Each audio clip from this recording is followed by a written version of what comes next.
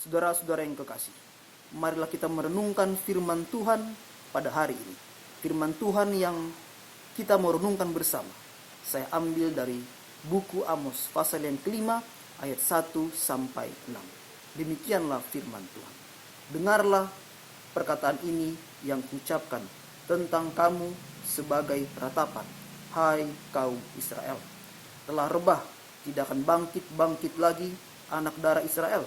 Terkapar di atas tanahnya, tidak ada yang membangkitkannya. Ayat yang ketiga, sebab beginilah firman Tuhan Allah kepada kaum Israel.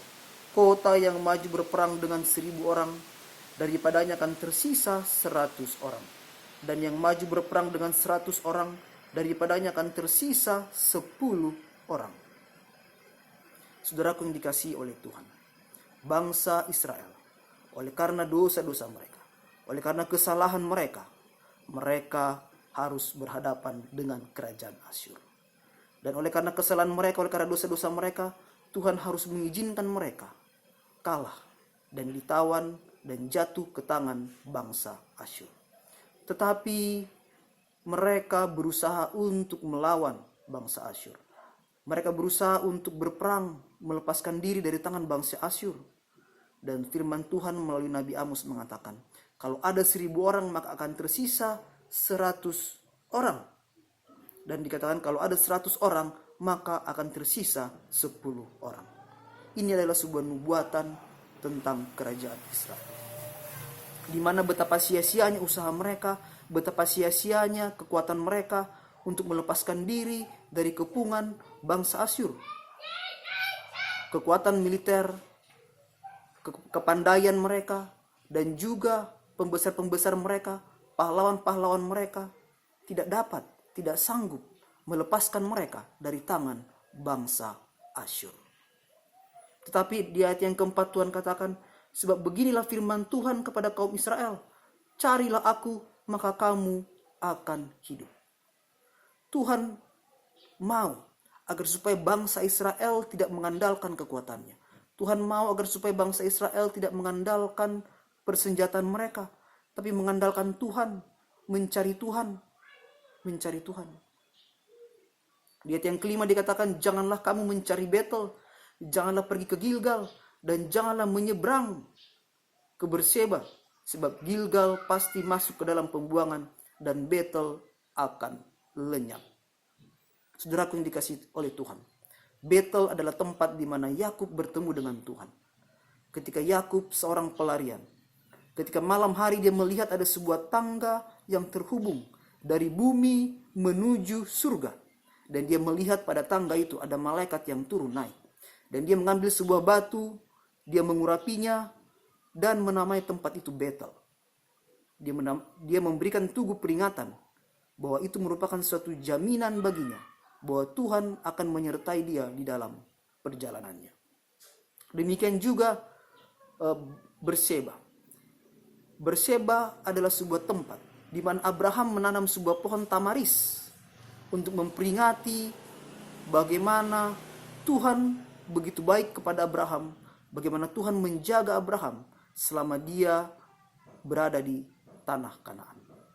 Raja-raja di sekitaran tanah Kanaan adalah raja-raja yang suka berperang. Raja-raja di sekitaran tanah Kanaan adalah raja-raja yang ganas, raja-raja yang kejam, raja-raja yang berbuat sekehendak hatinya kepada musuh-musuhnya. Dan Abraham datang di sana sebagai orang asing. Dan dia memiliki perselisihan dengan Abimelek. Dan Tuhan melepaskan dia dari Raja Abimelek. Dan untuk memperingatinya, Abraham menanam sebuah pohon tamaris. Untuk memperingati bagaimana Tuhan telah menjaganya. Bagaimana Tuhan yang telah melindunginya. Bahwa Tuhanlah yang telah melepaskan dia dari tangan raja-raja bangsa Kanaan. Dan juga dari tangan Raja Abimelek. Saudaraku yang dikasihi oleh Tuhan, demikian juga halnya dengan Gilgal. Di Gilgal, Yosua mendirikan 12 batu peringatan. Setelah bangsa itu menyeberangi Sungai Yordan. Sungai Yordan yang ketika itu alirannya begitu deras, tidak mungkin untuk diseberangi. Tetapi dengan kuasa Tuhan, maka bangsa Israel dapat menyeberangi sungai tersebut. Sungai tersebut terputus. Sungai tersebut menjadi kering sehingga bangsa Israel melewatinya tanpa hanyut sekalipun. Dan untuk memperingati peristiwa tersebut, Yosua mendirikan 12 batu untuk memperingati tentang peristiwa ajaib tersebut, di mana Tuhan telah menolong mereka, di mana Tuhan telah menyelamatkan mereka. Tetapi Tuhan mengatakan kepada bangsa Israel pada ayat yang kelima, supaya jangan mereka mencari Tuhan di Betel, supaya mereka jangan pergi ke Gilgal, jangan pergi ke Berseba. Mengapa? Karena Betel, tempat yang dahulu Yakub mendirikan tugu untuk memperingati akan penyertaan Tuhan kepadanya.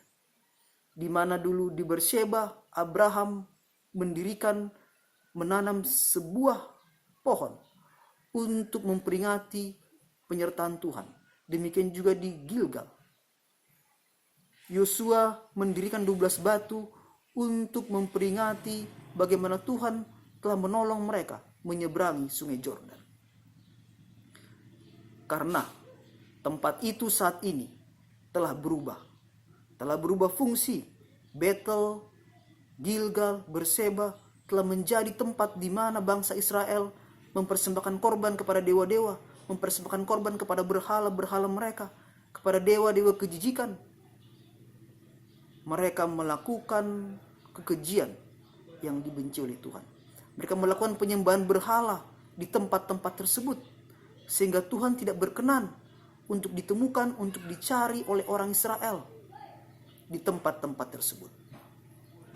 Oleh karena itu, yang Tuhan inginkan adalah, di ayat yang ke-6 diulangi, carilah Tuhan maka kamu akan hidup. Inilah yang Tuhan inginkan, saudaraku. Kita harus mencari Tuhan. Mereka harus mencari Tuhan supaya mereka hidup.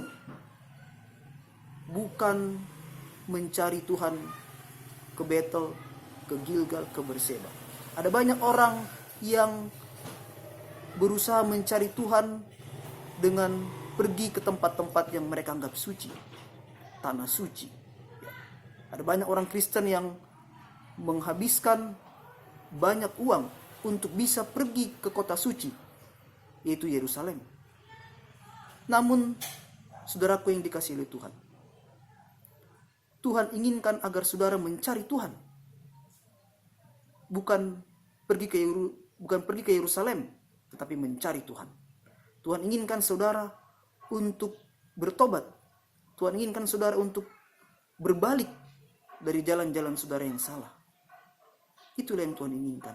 Itulah yang Tuhan rindukan. Dan dikatakan supaya jangan ia memasuki keturunan Yusuf bagaikan api yang memakannya habis dengan tidak ada yang memadamkannya bagi Betel. Saudaraku yang dikasihi oleh Tuhan, Tuhan ingin saudara bertobat. Tuhan ingin saudara mencari Tuhan.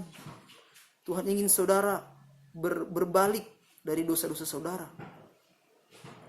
Karena hanya dengan demikianlah Tuhan bisa menyelamatkan saudara. Hanya dengan demikianlah Tuhan bisa menolong saudara. Saudaraku, Yesus akan datang. Dunia ini akan berakhir. Tidak ada yang dapat bisa melepaskan saudara dan saya dari murka Allah. Hanya dengan bertobat. Hanya dengan merendahkan diri di hadapan Tuhan. Maka saudara boleh diselamatkan. Saudaraku yang dikasihi oleh Tuhan. Pelajaran dari renungan pada hari ini. Yang pertama. Andalkan Tuhan dalam setiap permasalahan saudara. Andalkan Tuhan dalam setiap pergumulan hidup saudara. Jangan mengandalkan kekuatan saudara. Jangan mengandalkan kepintaran saudara. Jangan mengandalkan harta saudara. Jangan mengandalkan manusia. Tapi andalkan Tuhan. Yang kedua, cari Tuhan. Cari Tuhan, bertobat kepadanya. Tinggalkan dosa-dosa saudara. Maka Tuhan akan berkenan kepada saudara. Tuhan akan mengampuni dosa-dosa saudara. Tuhan akan menyucikan saudara dari dosa-dosa saudara. Bahkan Tuhan akan menyelamatkan saudara. Saudaraku yang dikasihi oleh Tuhan. Kita perlu selamat. Kita harus selamat. Dan itu adalah kehendak Tuhan. Tuhanlah yang menginginkan saudara selamat. Oleh karena itu, Tuhan mau saudara selamat. Dengan cara mencari Tuhan. Dan meninggalkan dosa-dosa. mencari Tuhan dan bertobat daripada kesalahan dan pelanggaran yang kita lakukan. Marilah kita mencari Tuhan. Kiranya Tuhan memberkati kita. Amin.